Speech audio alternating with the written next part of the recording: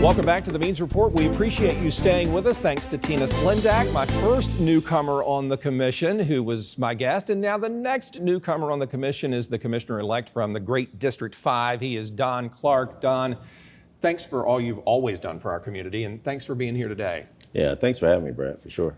All right, so help me picture, I asked Tina this, help me picture District 5. I kind of picture Deansbridge Road, Windsor Spring Road, and I think, okay, this is just a largely South Augusta district. Yeah, it's actually a little bit more diverse than that. Okay. It actually goes from Jimmy Dias, Bel Air, parts of Wrightsboro, across to Deansbridge and Peach Orchard. So we're going up Barton Chapel, Lumpkin, Meadowbrook, Deansbridge, Peach Orchard, and otherwise. Channel 6 is almost in District 5, isn't it? Correct. Yeah, we Correct. come close. All right, so all these years I've watched you be involved in our community, be an advocate for a lot of people, especially our veterans in this community.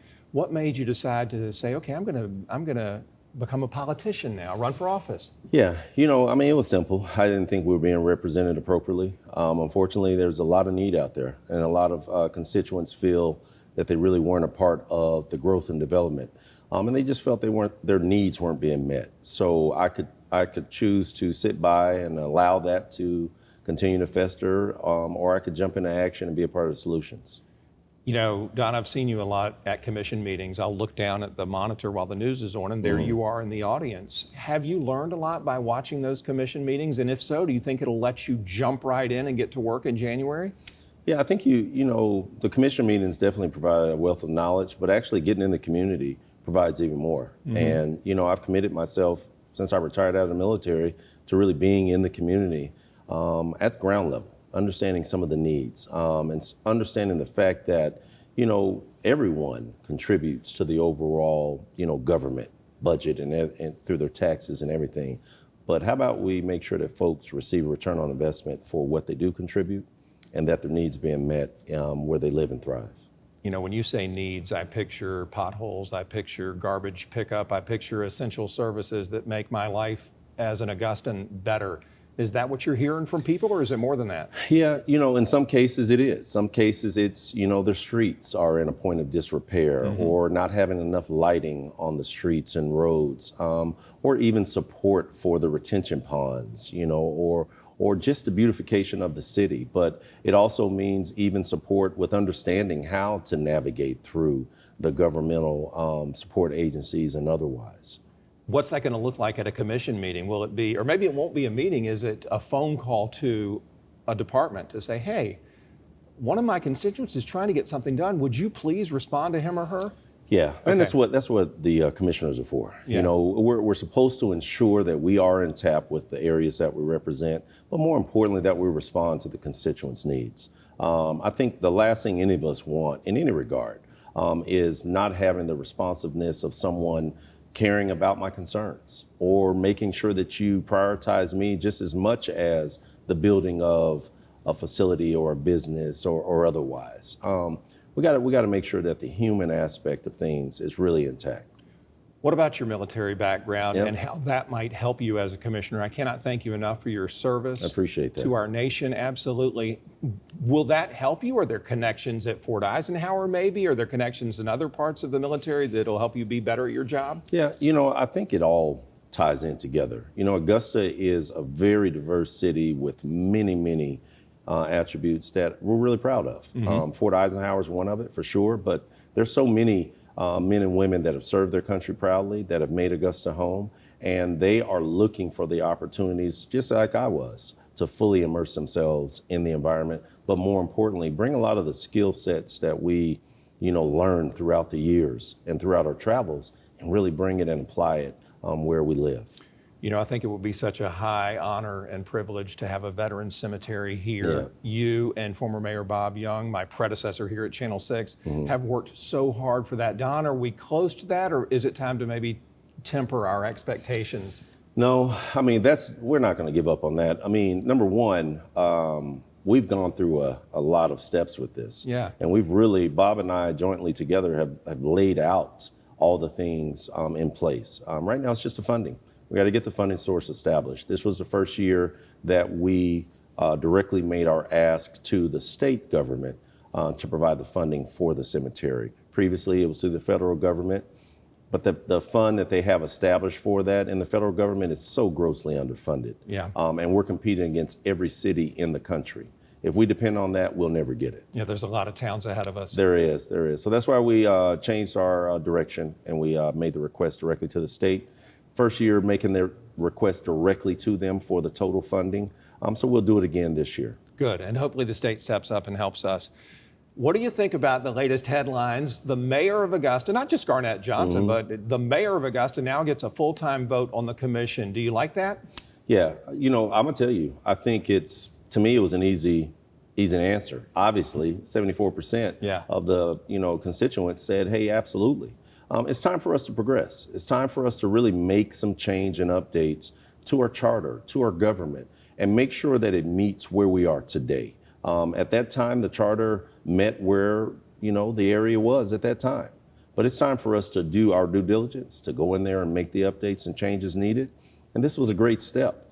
Ensuring that our mayor, who is elected by the entire populace, has an equal vote to the commission and is an equal contributor to ensuring that we build and develop appropriately, listen, it's a no-brainer. Do you think you and Mayor Johnson will be like-minded? You think you'll see the same way and push a lot of the same issues through? Yeah, I think it's like anything. We'll agree on some things and some things we won't, but I think it's really how we do that. Let's find a middle ground with how we do this. Let's find and ensure that Augusta is at the forefront of whatever it is we're prioritizing. I'm not expecting everyone to just magically say, hey, Don's here, so we're just gonna automatically do everything. And I don't think the mayor is either. But I do expect us to really roll our sleeves up and intentionally make the changes that our area needs and deserves. Can you, I guess a better way to ask it is, how can you make sure that you're helping all of Augusta versus just District 5? Or are you going to be a just District 5 person? No, I don't think you can afford to be just only your own district that you represent. I think you have to be holistically minded. You definitely have to ensure that your needs are met in the district that you represent, but my goodness, you have to ensure that the entire city is a priority as well. The mayor, I believe he has the right intentions, he has the right motivation and skill sets, and all of us combined collectively can really ensure that we do some amazing things. So I'm looking forward to the challenge of it all, but I'm looking forward to working and establishing the relationships. Do you think you'll side with the mayor and the commissioners that side with him more than Bobby Williams did? Yeah, to me, it's not even about that, more so than just ensuring that all of us together realize what's at stake. Our community is depending on the decisions that are made by the commission and the mayor, and us working together, us showing a solidarity, but more importantly, us showing the urgency and importance of prioritizing Augusta and the growth and development of it. Hey, that's what I think means more than anything. All right, so let's say you're successful at that attempt at solidarity. Right. What's Augusta look like in a couple of years? Do we have a new shiny look to our town?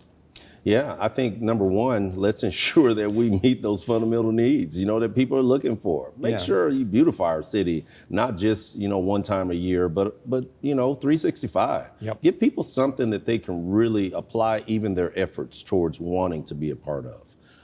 I think our low turnouts for the votes really shows something very significant. Folks really don't have a lot of confidence in me giving a vote and expecting to see, some great return on that, or expecting to see people get in there and be selfless as opposed to selfish.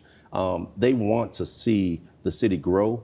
They want to be a part of it, but they need some confidence in knowing that what we say as elected officials or leaders, that we're going to hold true to our word, and we're going to ensure that we keep everyone actively engaged in feeling a part of the growth and development.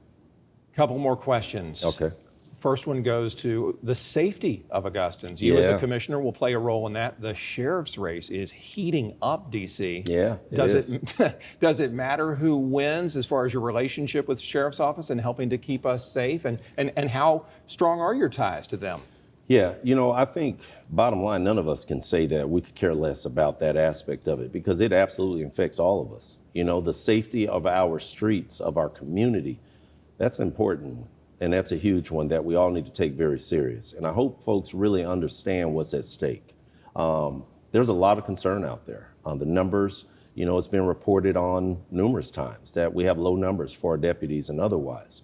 But I don't think we ever need to take it lightly how serious it is from a safety standpoint, ensuring that they get what they need from, resources and support, but ensuring also the recruiting efforts match the need in our community. So I'm very, very concerned about ensuring that whatever direction we go, whether it's remaining with Sheriff Roundtree or bringing in a new face to this with Eugene Brantley, at the end of the day, I need those individuals to ensure that they remain pinpoint clear on what the priority is, and that's safeguarding our community.